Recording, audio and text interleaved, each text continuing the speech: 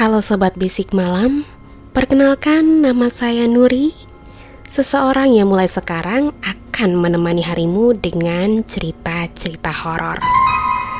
Malam ini, kita akan mendengarkan sebuah cerita pengalaman pribadi saya pertama kalinya melihat sosok penampakan makhluk halus. Cerita ini saya beri judul Si Putih.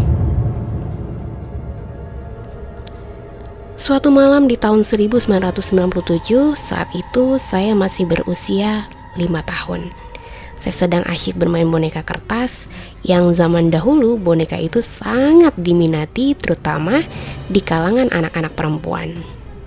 Boneka tersebut bisa diganti pakaiannya sesuai dengan keinginan kita, yang tentunya boneka tersebut bajunya hanya sesuai dengan paket perlembarnya saja. Saya bermain di kamar tidur utama yang saat itu semua anggota keluarga tidur dalam kamar tersebut. Anggota keluarga saya saat itu terdiri dari ayah, ibu, saya dan adik saya yang perempuan. Namun saat itu saya bermain di atas tempat tidur sendiri saja dan ayah saya sedang sholat isya. Saya tidak begitu ingat saat itu ibu dan adik saya ada di mana. Yang jelas yang ada di kamar saat itu hanya kami berdua. Karena cuaca malam itu cukup panas, kami belum memiliki kipas angin ataupun AC. Maka dari itu jendela kamar yang berjenis jendela nako dibuka kembali setelah maghrib. Beberapa waktu berlalu, ayah saya selesai sholat isya, kemudian melanjutkan dengan berdoa dan berzikir. Saya masih asik bermain sembari membuat dialog spontan yang biasanya dialog yang dibuat anak-anak kecil itu biasanya pasti gak jelas lah ya. Namun seketika itu tiba-tiba saya tertarik untuk melihat ke arah jendela yang terbuka. Pemandangan dari jendela kami biasanya adalah taman di depan rumah yang ada bunga asokanya, pagar kawat, jalan satu jalur, dan di seberang jalan itu terdapat kebun yang cukup luas dan ada sebuah pohon mangga tua besar yang tidak jauh dari jalan. Dia tidak pernah berbuah dan getahnya berwarna merah seperti warna darah. Namun malam itu samar-samar saya melihat ada sosok perempuan yang berdiri di seberang jalan depan rumah kami, tepat di sekitar pohon mangga yang saya sebutkan tadi. Sepertinya tubuh wanita itu cukup tinggi, berbalut baju putih bersih yang sangat panjang hingga melebar beberapa meter dari tempat dia berdiri. Wajahnya tak begitu terlihat, namun yang saya tahu ia seperti tertunduk ke arah kiri. Wajahnya sangat pucat, matanya tertutup rambut yang kusut tak terawat. Saya menatapnya cukup lama dan ia tidak bergerak sama sekali. Entah apa yang saya pikirkan waktu itu, seingat saya, saat itu saya sama sekali tidak merasa ketakutan walaupun saya tahu sosok yang saya lihat bukanlah manusia. Kemudian saya menghadap ke ayah saya, kemudian saya sampaikan apa yang saya lihat. Saya berkata, "Pak, ada hantu." Ayah saya berhenti bersikir, menatap saya sejenak, kemudian menjawab, "Mana ada hantu? Dah, main lagi lah sana." Begitu katanya. By the way, sebenarnya ayah saya ngomong begitu bukan karena beliau gak percaya, tapi supaya anaknya gak merasa takut aja. Toh ayah saya juga punya banyak pengalaman horor yang beliau ceritakan waktu saya kelas 3 SD. Saat itu beliau tugas jaga di suatu tempat dan cerita beliau cukup seram, unik, dan ada juga yang lucu menurut saya. Tapi itu kita ceritain nanti aja. Kita kembali dulu ke cerita awal. Setelah saya mendengarkan jawaban ayah saya kembali melihat ke arah tempat perempuan tadi berdiri.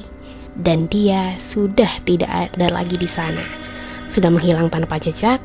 Padahal durasi yang saya bicara dengan ayah saya itu hanya sekitar 5 detik aja. Namun, lagi-lagi saya tidak peduli dan saya lanjut bermain dengan boneka kertas saya.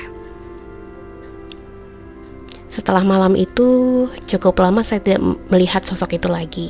Namun, suatu hari, Ketika saya sudah masuk kelas 2 SD, saya diperintahkan oleh orang tua saya untuk membeli jajanan di sekitar pintu masuk perumahan saya. Saya melewati kebun pisang di pinggir jalan beraspal. Saya kembali melihat sosok itu. Perempuan berbaju putih panjang, namun ada yang berbeda. Dia sedang menggendong bayi sambil berjalan mengitari kebun pisang tersebut. Saya bertanya-tanya, apakah dia bisa melahirkan anak? Jika iya, siapa yang jadi ayahnya? Begitu banyak pertanyaan yang muncul di kepala saya waktu itu. Seminggu kemudian, setelah saya bermain bersama teman-teman satu kompleks saya di salah satu rumahnya, saya mendengar kabar ternyata ada janin bayi keguguran yang dikuburkan di area kebun pisang tersebut. Saya langsung teringat penampakan waktu itu. Ternyata si perempuan berbaju putih itu menggendong janin yang dikuburkan di sana. Jadi bayi itu bukanlah anaknya. Beberapa tahun kemudian, kalau tidak salah, saya dan teman-teman saya beranjak remaja, yaitu kelas 2 SMP. Saya cukup terkejut tiba-tiba teman bermain saya di sekitar komplek itu nyeletuk kalau dia baru saja melihat kuntilanak yang membawa bayi. Tapi saat itu, kebun pisang tempat di mana janin terkubur telah berubah menjadi jalan komplek perumahan mewah. Jadi si putih atau si perempuan kuntilanak itu sampai saat ini masih menunjukkan eksistensinya dan berada di salah satu rumah mewah yang didirikan dekat bekas kebun pisang tersebut.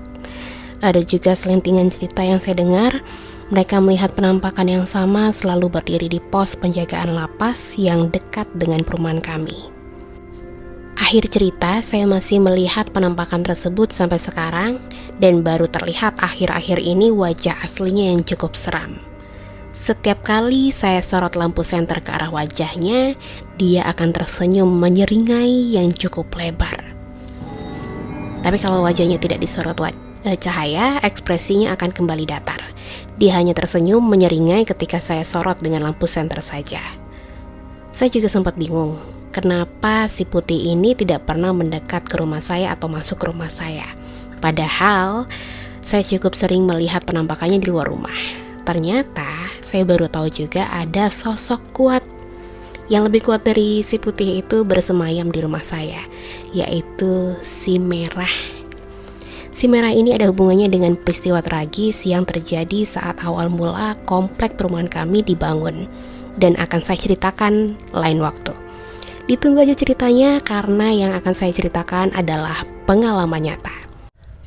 Kalau kamu punya pengalaman horor nyata yang mau diceritain di sini, kamu bisa kirim ceritanya ke email ceritateman988@gmail.com atau DM di akun TikTok @bisikmalam_2kali.